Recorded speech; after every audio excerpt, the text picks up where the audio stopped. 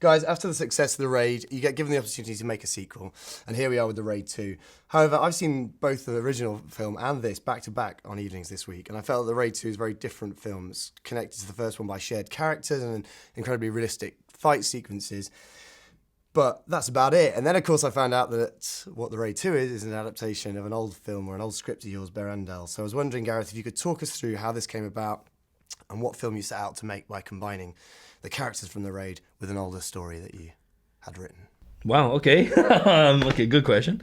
Basically, when it came to the first script, it was called Berandal. And back then, it was a standalone film. And it was about like a young guy who was, infiltrating a mob family. Not infiltrated, sorry. He became part of a mob family by linking up with the son in prison and then became a gang enforcer. That was the original idea. And then when it came to doing The Raid 1, basically we tried to get the budget for that film before, and we tried for about 2 years and then failed miserably at it. We just couldn't get the finance in place for it. So The Raid 1 became like a backup project, became a backup plan B. And while I was working on the script for that, I started to look back on that previous script and I was thinking, well, what's wrong with it? What didn't work? And it was always the motivation of the main character. Why would he stay in that gang when there's a gang war going on if the only connection is the fact that he just, stumbled into their world? And so I started to play around with the idea of, well, what if he was an undercover cop? And then he has to stay there. It's like forcing him to be there. And so then as I was working on The Raid 1, I thought, well, maybe if it's the same cop from this film, that'll work in.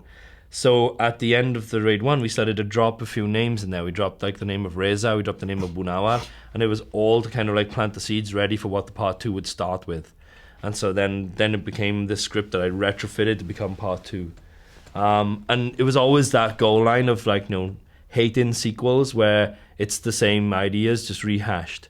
And so on this one, it was an opportunity to kind of like expand that universe, expand that world out, have a few shared themes from the first one, like a little bit of connective tissue between 1 and 2, but for it to be its own other world and its own other landscape and completely different in terms of our visual approach from the first one. As you mentioned, the connective tissue there definitely comes in the form of the fight scenes, I would say. Yeah. And that was really hammered home early on when I saw it last night when we got to the riot scene in the prison. Mm-hmm. I've been to Glastonbury, Gareth. I've never quite ever seen anything like that before. See, I've never been there before. Yeah, it's not quite that bad. So I wanted to ask you both about the logistics of filming that sequence. It must have been tough for both an actor and a director. I'll be honest with you, on the Prison Riot. Lichin. There you go. So basically, you were saying that the hardest thing about that was the idea of the actual layout of that place made it very difficult for him to kind of execute the choreography, because like the choreography needs to be like clear, concise, fast, and with a good pace behind it. And he said that was all the more difficult when the ground that he's walking on is so slippery. And so like we even did this one where we pulled back and we get a wide shot so we can see him fighting against all these guys, where you can literally see his feet kind of like swobbling around in the mud. And so for us, it was as hard as it was for him to do it. It was hard again for our camera operators, because they're the ones that are trying to run around and shoot these shots and get all these different angles in for us. And I think that was probably the most difficult thing we did in terms of physically taxing, because it was just so uncomfortable, because we were up to our ankles in mud the entire time.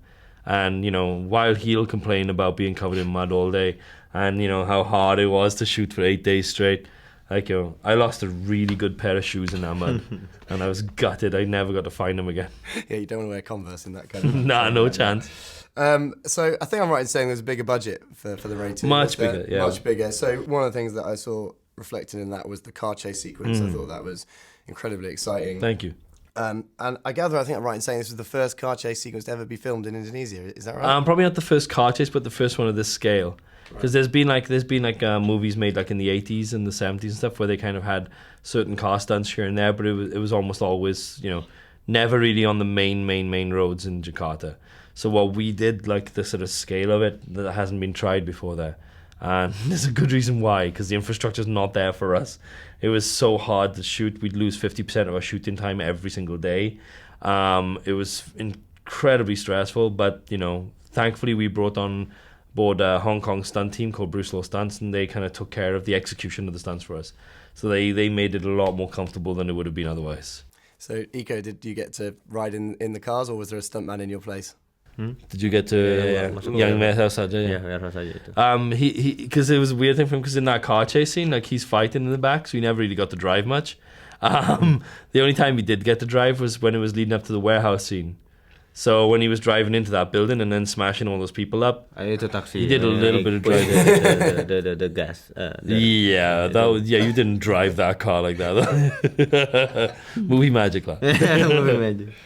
But it was the warehouse. He did a lot of driving, but never when it hit someone. That's always the stunt team then.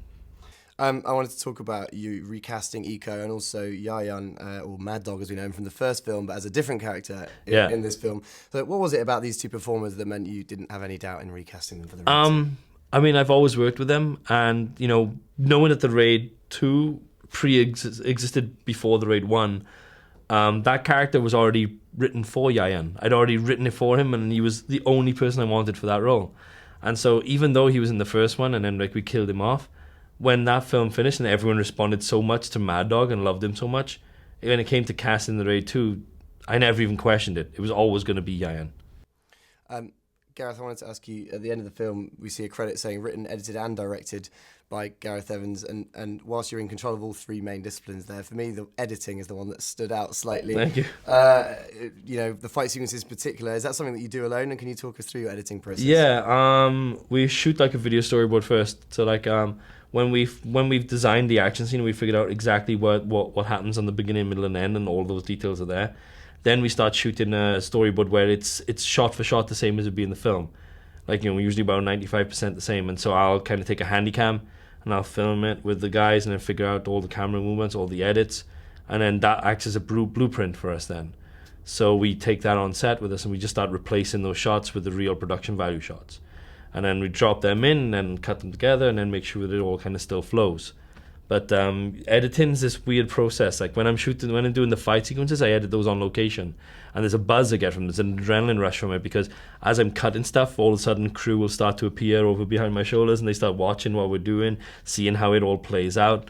And then all of a sudden, the downside is that we wrap and I go from spending all of my days with 150 plus people on my crew, chatting away, talking away, asking questions, constantly in communication, to suddenly be in a pitch black room and there's no one, it's silent, it's just me and the computer.